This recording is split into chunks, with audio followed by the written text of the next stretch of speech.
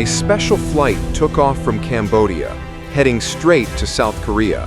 But this was no vacation trip. It was the largest criminal extradition operation in South Korean history.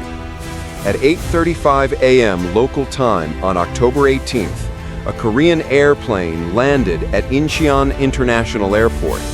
On board, there were no cheerful tourists, no chatter, no embraces of reunion after a long journey. Instead, all 64 passengers were South Korean nationals deported from Cambodia. Fugitives who had once hidden abroad, now being escorted home on a one-way flight. A cold, silent flight, marking a new chapter in the fight against transnational crime between the two Asian nations.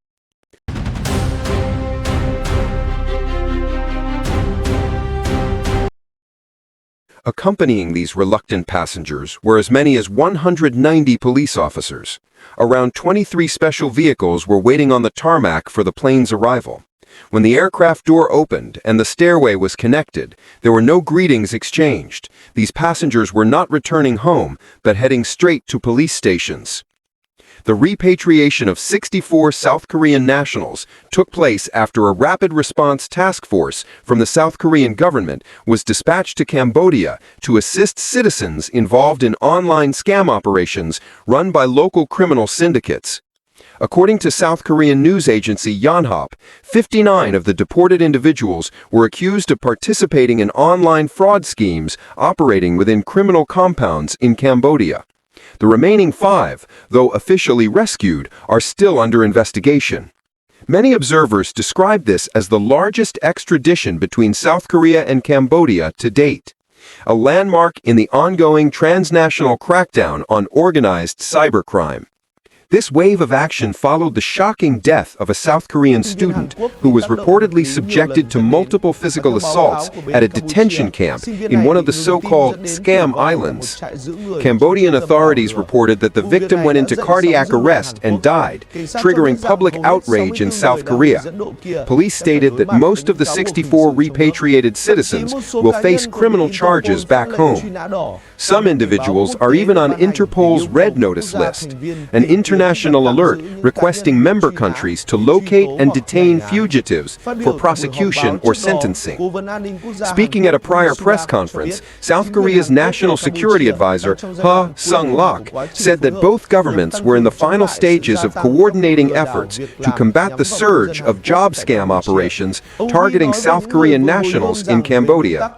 Ha stated that in principle, all repatriated individuals are criminal suspects and will be escorted to the relevant police agencies for questioning and legal processing on arrival. The growing number of South Koreans lured to Cambodia by false job offers promising high salaries, only to end up working for online scam compounds, has sparked public outrage.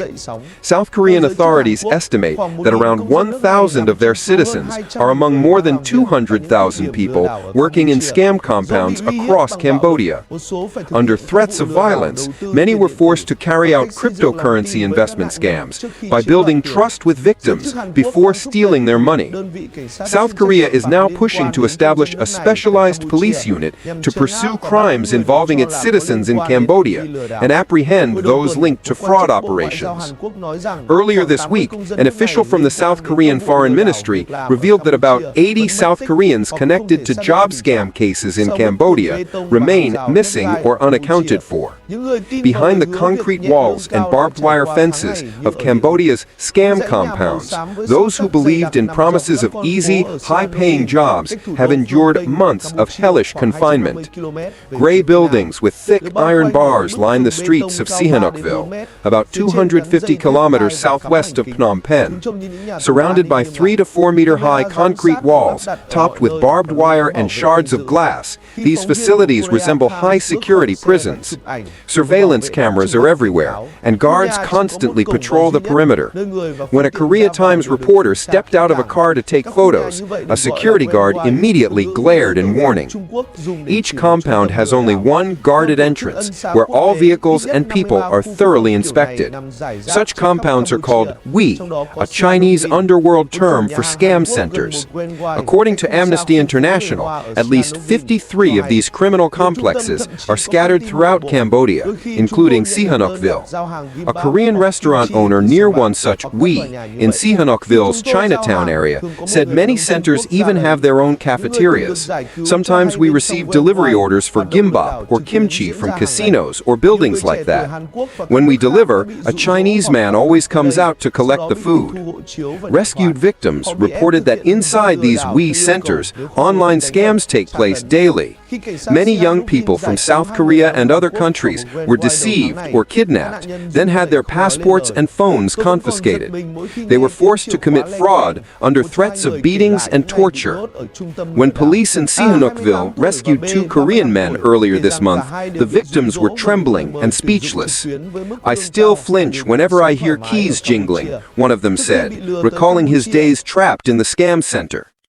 A, 28, and B, 35, both said they had been lured by online recruitment posts promising high pay and comfortable living conditions in Cambodia. Before being deceived, A had worked for a Korean company. In February, he saw a Telegram job post seeking programmers, promising a private hotel room, Korean food, and a salary of $5,000 to $10,000 per month. Believing it to be legitimate, he flew to Cambodia, but on arrival, he was taken straight to an online scam compound in Sihanoukville. When he refused to cooperate, he was beaten with metal pipes and later transferred to "wi number 10, one of the most notorious compounds near Poipet on the Thai border. B was deceived in a similar way. He accepted what appeared to be an IT-related job for a Chinese-run online company. After that company went bankrupt, he lost his visa status and was sold into another operation. When he tried to escape, he was caught and resold to another group for $3,000. Each time B was transferred, his price increased.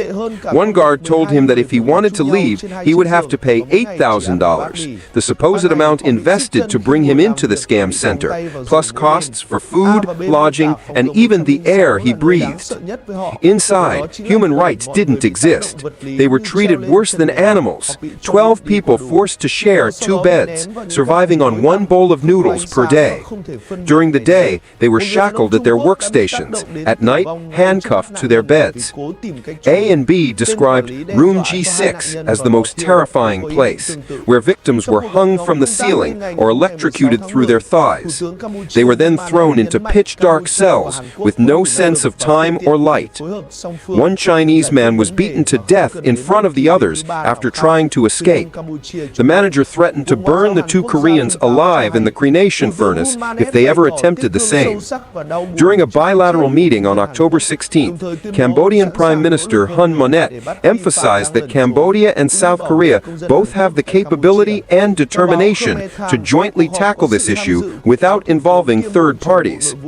According to Cambodian media, the South Korean Foreign Ministry released a statement noting that Prime Minister Hun Manet expressed deep regret and sorrow over the death of the South Korean citizen and pledged to intensify efforts to capture the fugitive responsible while ensuring the safety of Korean nationals in Cambodia. The meeting, attended by Cambodia's Deputy Prime Minister and Interior Minister Sar Soka and South Korea's Vice Foreign Minister Kim Jin-ah, was held at Cambodia's Ministry of Interior. Both sides described the talks as open, constructive, and highly cooperative. In particular, South Korea and Cambodia agreed on 3 key measures to strengthen collaboration in preventing, suppressing, and prosecuting online scam-related crimes. First, the Cambodian Ministry of Interior and South Korean authorities will establish a joint special task force similar to those Cambodia has previously formed with other nations. This team aims to accelerate and improve the efficiency of cooperation in tracking, dismantling, and prosecuting online scam operations. Vice Minister Kim pledged that Seoul would provide training, capacity building, intelligence sharing, and experience exchange for Cambodia's law enforcement officers.